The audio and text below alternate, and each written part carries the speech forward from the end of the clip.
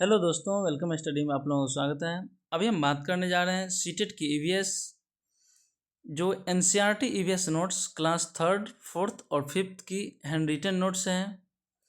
यह आपके एग्ज़ाम के दृष्टिकोण से बेहद महत्वपूर्ण नोट्स बनाया गया है। हमारा जो हैंड रिटन नोट्स की जो सीरीज चल रही थी, जिसका यह लास्ट सेशन है, लास्ट क्लास है।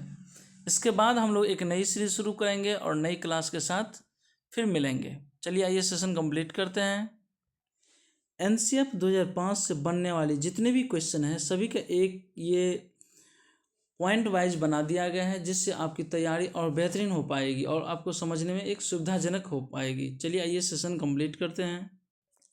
फर्स्ट पॉइंट है टीचर एज अ फैसिलिटेटर, मतलब सुविधा प्रदाता।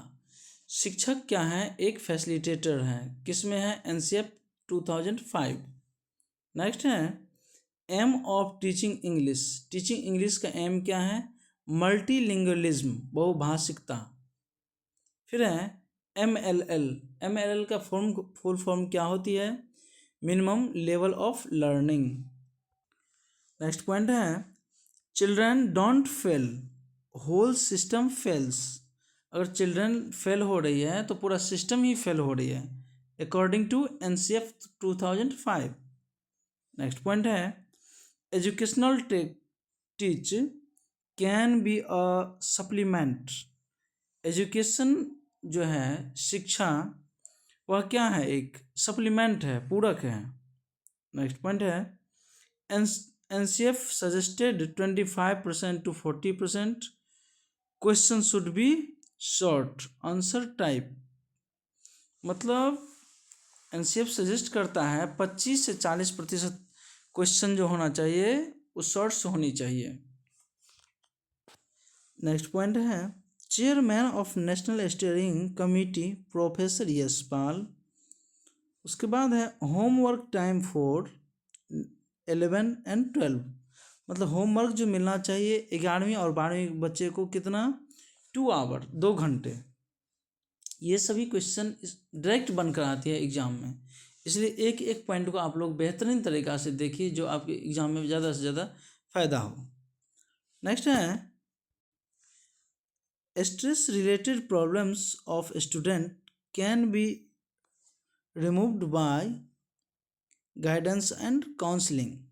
गाइडेंस और काउंसलिंग के द्वारा स्टूडेंट का स्ट्रेस कम करना चाहिए। नेक्स्ट पॉइंट है नेशनल सिस्टम ऑफ एजुकेशन को ऊपर लेकर जाएगा कौन? एनसीएफ। किसने कहा है? एनपीई 1986। नेक्स्ट पॉइंट है board exam of 10th standard should be optional.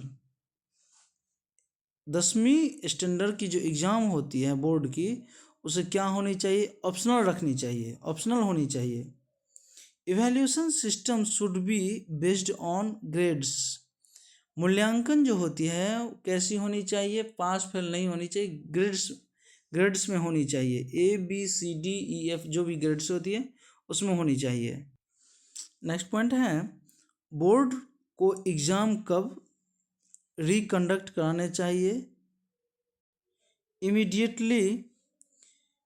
Craft को किसके द्वारा सिखाया जाए? प्रोजेक्ट द्वारा। क्राफ्ट को किसके द्वारा सिखाना जाना चाहिए? प्रोजेक्ट के द्वारा।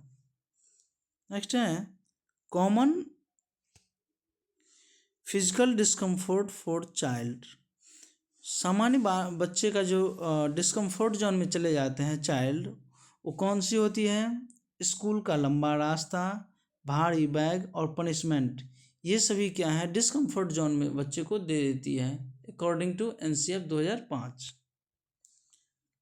मेन गोल्स ऑफ मैथ्स जो है क्यों पढ़ानी चाहिए, उसके गोल्स क्या हैं? बच्चों के मस्तिष्क के चिंतन को तार्किकता लाना, मैथमेटाइज करना। नेक्स्ट है एग्जामिनेशन। ये क्या है? हर्डल रेस है, बाधा दौड़ है। फिर नेक्स्ट पॉइंट है एनसीएफ 2005 का प्रमुख सूत्र। एनसीएफ 2005 का प्रमुख सूत्र क्या है? लर्निंग विदाउट बर्डन, बिना भार के अधिगम। यह भी डॉक्टर यशपाल के द्वारा ही कहा गया था। नेक्स्ट है एनसीएफ 2005 का प्रारंभ रविंद्रनाथ टैगोर के किस निबंध से होती है? सभ्यता और प्रगति। सुविधादाता कौन है? इससे पहले भी एक क्वेश्चन आ चुका है। सुविधादाता एक टीचर है, उत्प्रेरक है, facilitator, guide and friends. Facilitator कौन होते हैं? गाइड भी होते हैं जो करते हैं, वो फ्रेंड्स भी होते हैं, टीचर तो ऑलरेडी होते ही हैं। पाठ्यपुस्तक के साथ अन्य संदर्भ डैश को जोड़कर पुष्ट व गहन बन सकता है अनुभव। पाठ्यपुस्तक जो है ना, अनुभव के साथ जब जोड़ता है तो एक गहन अध्ययन होती है। बच्चों के आकलन का सही तरीका क्या है? दैनिक गतिविधि। दैनिक गतिविधि के द्वारा क्या होता है? बच्चों की आकलन सही होती है, आकलन की तरीका अच्छी होती है। पर्यावरण की चिंता व प्रति जागरूकता को संपूर्ण स्कूली पाठ्यक्रमों में व्यापक होनी चाहिए। यदि बच्चे फेल होते हैं तो कौन फेल होता है? सिस्टम। शिक्षा का अधिकार है। शिक्षा का अधिकार क्या है? एक संवैधानिक अधिकार है। शिक्षा किसके अंतर्गत आती है? तो समवर्ती सूची के अंतर्गत आती है, ना कि राज्य सूची, ना कि संघ सूची, ये समवर्ती सूची के अंदर आती है। एनसीएफ तैयार करता है। कौन तैयार करता है? एनसीएफ, एनसीईआरटी, एनसीएफटीई तैयार करता है, एनसीटीई। ये जितने भी पॉइंट है, सभी पॉइंट बहुत इंपॉर्टेंट है, इसलिए इस सभी पॉइंट को बढ़िया से देखें और इसका प्रॉपर नोट्स बना ले, क्योंकि इसमें से एक ना दो क्वेश्चन आपके एग्जाम में आएगी ही।